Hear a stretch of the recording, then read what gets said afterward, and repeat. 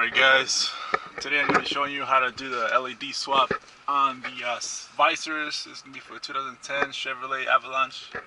As you can see there, I already done this side and I did the one over here, but you can see the difference there.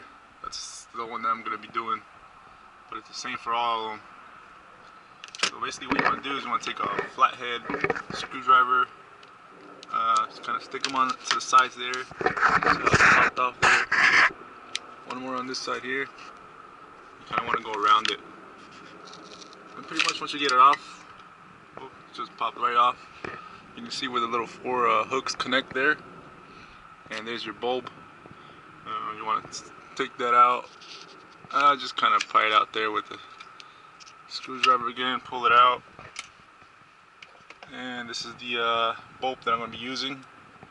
I'll be placing the link for this as well. Just pop it back in there, and there it is. All you gotta do now is just close it up, put this thing back on there right, pop it in there, just like that, and you're done. Simple as that, takes less than a minute.